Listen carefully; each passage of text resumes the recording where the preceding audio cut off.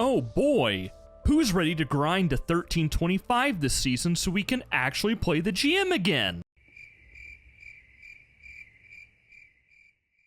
Power leveling in Destiny 2 might be the most contentious topic in the game today, with sunsetting now off the table, a system baked so deep into the game's DNA that even Bungie has been unwilling to venture into the weeds and devise a better way for players to level up. Or are they actually unwilling? Is the nightmare scenario the reality, that the way leveling works today is what Bungie truly wants for the game? Bungie's primary goal with leveling, which has only ramped up in potency since Bungie split from Activision and became independent, is to pump up their engagement metrics as much as possible. Despite being a private company, Bungie still does have private investors and other interested parties that Bungie wants to please and impress to secure additional funding for the studio and for future projects. And when was the last time that Bungie really changed much about the leveling process? The start of Shadowkeep, Bungie's first project as an independent studio in almost 20 years. In Shadowkeep, Bungie tacked on an additional 10 power levels onto the usual 50 power jump that players had become accustomed to during the Forsaken Annual Pass DLCs. But these final 10 power levels were particularly egregious due to how little they respected a player's time. Bungie's goal with these additional levels, which they dubbed the Pinnacle Band, was something for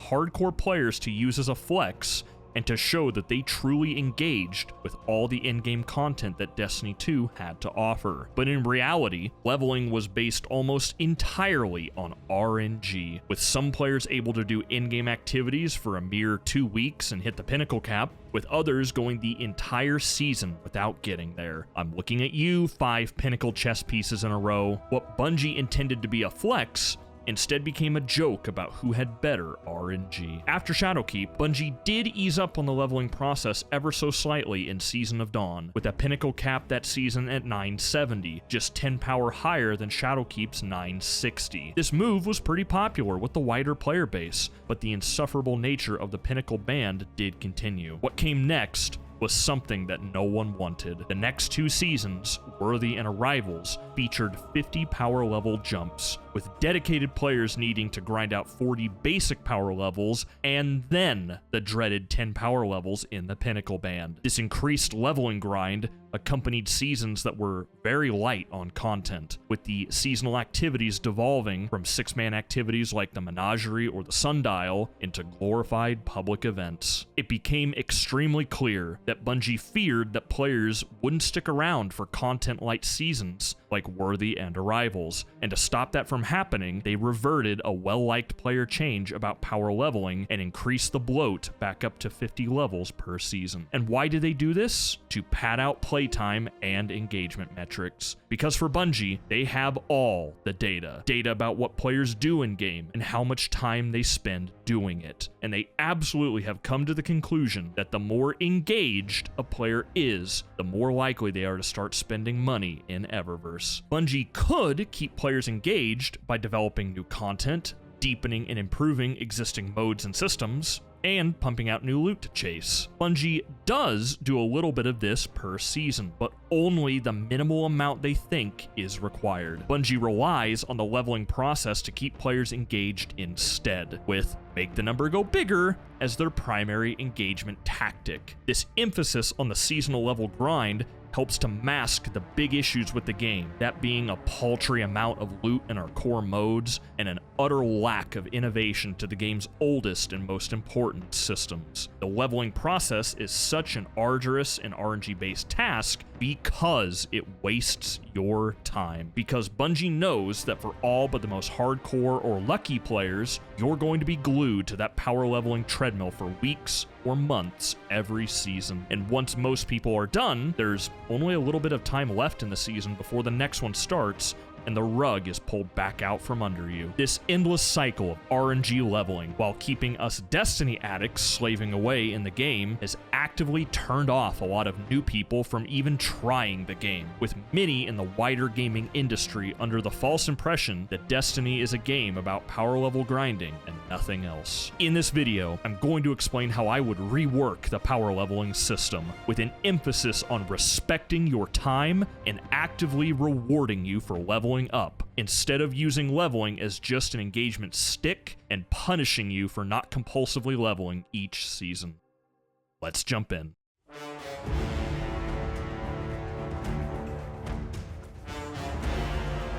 Now that we've outlined why power leveling is in its current state, let's discuss how we can evolve and improve this system. The number one issue with power leveling in Destiny is that it is completely RNG based. In most other games with a leveling system, your path to max level is a deterministic grind that is based on completing actions or activities or quests. They all operate on the premise that you put in the time, you earn the prize. And Destiny 2 already has a leveling system that operates on this premise. I'm talking about the season pass rank grind to level 100 each season. For the season pass grind, all you need is XP, which is earned by doing anything in-game. I believe that power levels should be based on XP and independent of gear score, with your power level augmenting the damage output and defense capabilities of your gear, like a scalar multiplier. Let me explain how this would work. For this explanation, assume that we've jumped forward in time to the beginning of the Witch Queen. From the yearly minimum power level up to the end of the power cap, all XP would help you to level up. Starting at the yearly minimum power level, which for Witch Queen will make the assumption that the minimum level is 1350, the leveling process would be pretty quick up to the yearly soft cap, with less XP per level needed in this range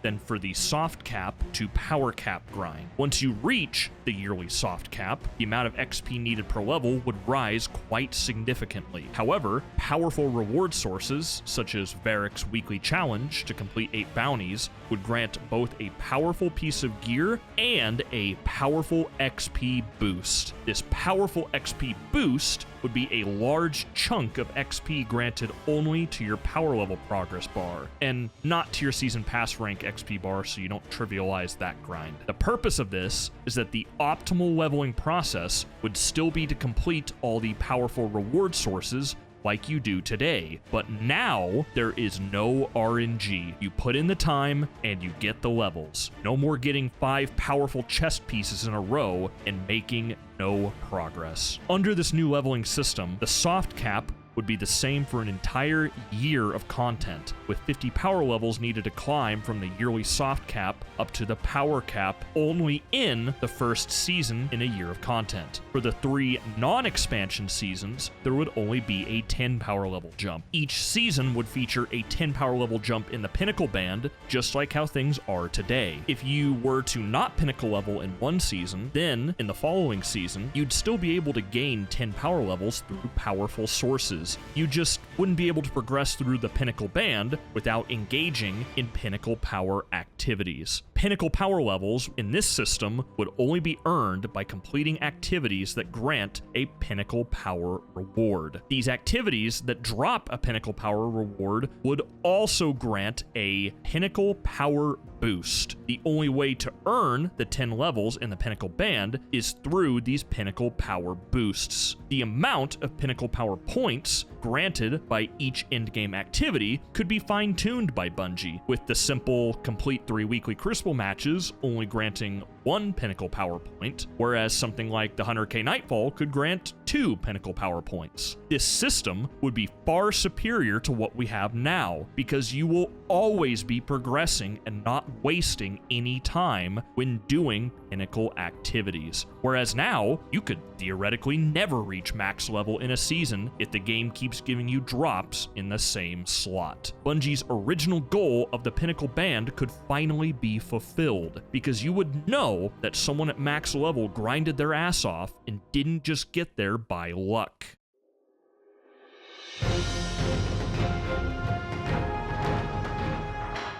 With the power leveling system revamped, I want to talk about what I do with weapons and armor. In most other MMOs like World of Warcraft or Final Fantasy XIV, you have a character level and then you have gear levels for individual pieces of your arsenal. For the majority of Destiny's existence, we really haven't had a character level. Instead, we've had gear levels that as an aggregate stand in for overall character level. Ironically, the closest Destiny has been to a true MMO leveling system was all the way back in vanilla D1, when weapons had upgradable attack levels and armor had upgradable defense levels. I think that a return to this kind of system would be very welcome, albeit with a lot of quality of life changes baked in. So, under this new leveling system, weapons now have an attack level and armor now has a defense level. The attack level of a weapon when it drops is determined by your character's overall power level, which is exactly how the game works today. Where this new system would differ, however, is how you can go about increasing your weapon's attack level. The primary way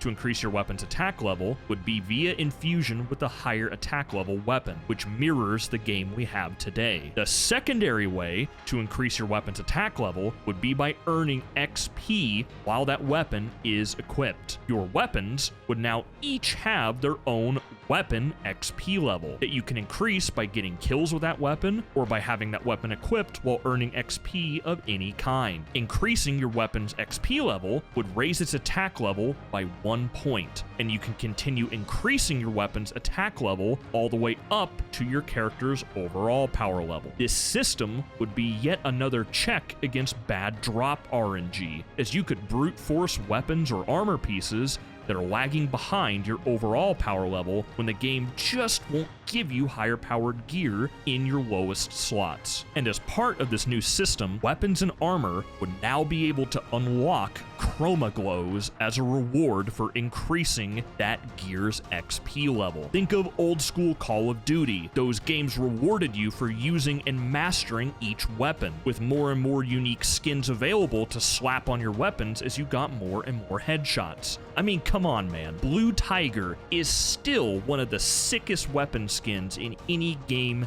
period. You wanted to use the crap out of your guns to make them look sick as hell. That was a flex. And similar to my video last week on updating our destinations, where every 5 planetary reputation ranks granted a new reward, I think that unlocking a new chroma glow every 5 gear XP levels would be appropriate, with a total of 7 chroma glows unlocked by the time you hit gear XP level 35. Bungie instated the current power level system to pad out player time and engagement metrics, but did it such that the player doesn't really earn anything and is annoyed by the whole thing really. With this system, imagine wanting to use every weapon in your arsenal to trick it out with your favorite glows. Cosmetics motivate people, and this kind of system would add an incredible amount of side grinds for people to sink hundreds and thousands of hours into. Seriously, who wouldn't want to make their gauntlets glow blue like this as a reward for using that piece of gear?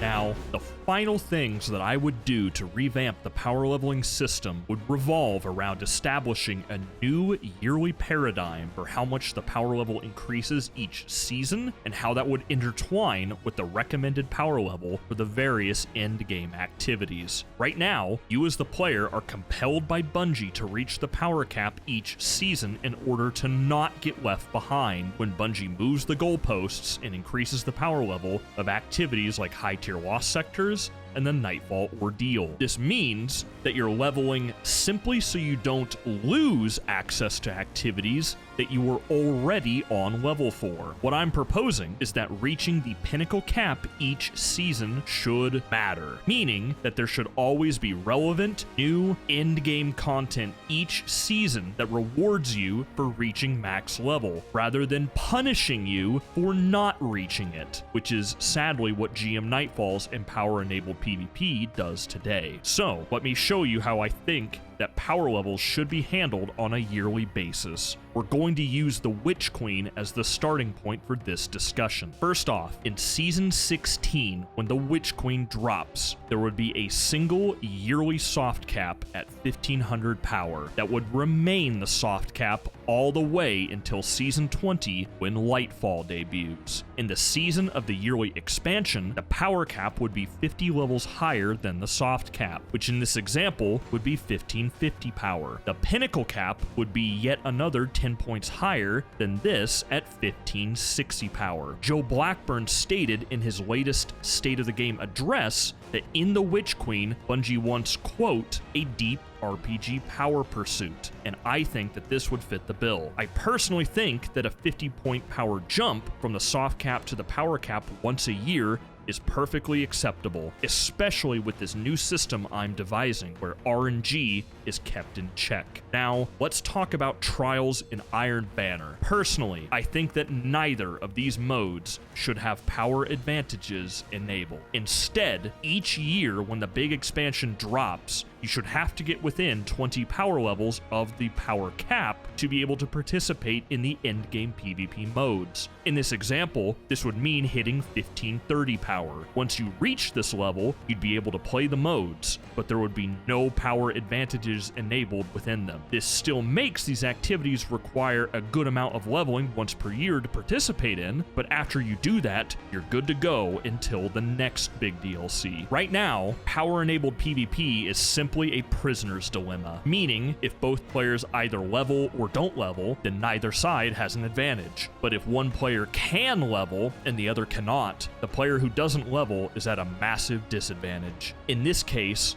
the player who can't level will just likely not engage with Trials until such time that they have leveled. This means that the player population for Trials early in the season is suppressed at the time when the overall population is at its peak. This is very bad for the playlist health. Look back at the history of player population for Trials. Throughout D1 and for D2's Trials of the Nine launch, you can see the population absolutely spikes the first week of new content, because that's when the game as a whole has its highest population for the year. You can see a steep drop-off after the first week, but that's natural, as many players put down the game until the next big DLC. Now, look at the launch of Trials of Osiris in Destiny 2. The player population hit a peak in week 2 because the leveling grind during Season of the Worthy was so bad that a ton of people just did not have the time or desire to level for Trials in week 1, and they simply didn't play Trials until they got to a higher level in week 2. But by then, the mode lost its chance to have a boatload of people in it, which means that the first impression for many people is that the mode is sweaty and unfun, a reputation that usually cannot be shed until at least the next major expansion. Seriously, just ditch power-enabled PvP. It was an experiment, and it just feels cheap as hell, and gatekeeps Trials and Iron Banner until later in seasons. Now, let's talk about GM Nightfalls. Personally, I think that the power level of GMs should be set at 25 power above the pinnacle cap in the season which the yearly expansion drops, and then remain at that power level for the duration of the year. In this example, this would make the power level of GMs be set at 1585. I would ditch the current system where you have to reach a certain level to be able to do the GM at all. Instead, you could try the GM at any level, but once you get to 25 power or closer to the activity's level, you would then have the contest modifier imposed on you to make you permanently 25 below the GM. This is exactly how Day 1 raids work. For Deepstone Crypt, you didn't get any additional advantages for going beyond 1230 power, but if you only had time to get to, say, 1220 power, you could at least still attempt the raid. You weren't arbitrarily gatekept by a power level requirement. And since the GM's recommended power would only go up once per year, in the non-expansion seasons when the level cap only goes up by 10, the GM would be immediately available. No more waiting 6 to 7 weeks into a season, meaning you could re-guild your Conqueror title much earlier and actually be able to flex it for a majority of the season. And finally, let's talk about how the yearly power level paradigm would interact with new content. Let's break this down season by season. In the yearly expansion season, which in this example would be season 16, reaching the pinnacle cap will put you on level for the new raid and put you at 25 below the GM. In the second season of the year, reaching the pinnacle cap will put you at 20 power below the master version of the raid that launched in the first season of the year. Note that just like the GM, the master raid would permanently contest you at 20 power below once you get within 20 power of the activity. In the third season of the year, reaching the pinnacle cap will put you on level for the reprised Destiny 1 raid that year. Because considering we're getting VOG in 2021, I'm willing to bet we're gonna get King's Fall in 2022, as this lets Bungie release raid content every 6 months instead of only once a year. The big expansion brings the new raid, 2 seasons later brings a reprised raid. You would also be at 20 power below the master version of the reprised D1 raid when you're at the pinnacle cap in the third season of the year. And in the fourth season of the year, reaching the pinnacle cap will put you on level for the new dungeon for that year and will put you at 20 power below the master version of that new dungeon. What this all means is that reaching the pinnacle cap will help you complete new content easier, making you want to reach the level cap each season. Leveling will no longer be about getting back to where you were 3 months prior. And with this new system, if you only want to reach the power cap each season and not bother around with the pinnacle cap grind, you can still do the new endgame activity. It'll just be harder, like how being level 29 was in vanilla Destiny 1. Vault of Glass was hard at level 29, but still very doable. Then, when you got to level 30, you were able to complete hard mode VOG much easier because you did endgame activities like the raid and Iron Banner. You were rewarded with an increased sense of power in that season's endgame activity, which is exactly what leveling should be all about. And just like that, we've come to the end of another video. Hopefully you guys all enjoyed this latest installment and how we can continue to evolve Destiny 2. The power level system has always been a contentious subject for Destiny, with leveling at times being so easy that it might as well not exist, and other times where getting to max level was nearly impossible for all but the most fortunate. With the system that I've proposed in this video, we'd be able to get Destiny 2 on track to being a true MMO, with a leveling system that preserves the grind, but also respects your time. Bungie has a long road ahead to the Witch Queen, and I hope that improvements to the leveling system come with it. For a lot of you, this video has been a long time coming. I've seen you every week, Dom. I mentioned it on Twitter a while back, but revamping the leveling system was not an easy task, and before sunsetting was discarded, I felt that a revamp of the leveling system was nigh impossible, since the level system in the 50 PowerPoint climb each season was meant to be the vehicle for sunsetting to be effective. But with sunsetting now off the table, I was finally able to think up a new system for leveling in Destiny. Thank you all for the ongoing support. The last 3 months has truly been a wild ride. As always, if you want to support this channel, make sure to leave a comment down below, drop a like, and subscribe. Have a wonderful week, guys, and I hope to catch you all in the next one. This has been your host, Kujay. Cheers.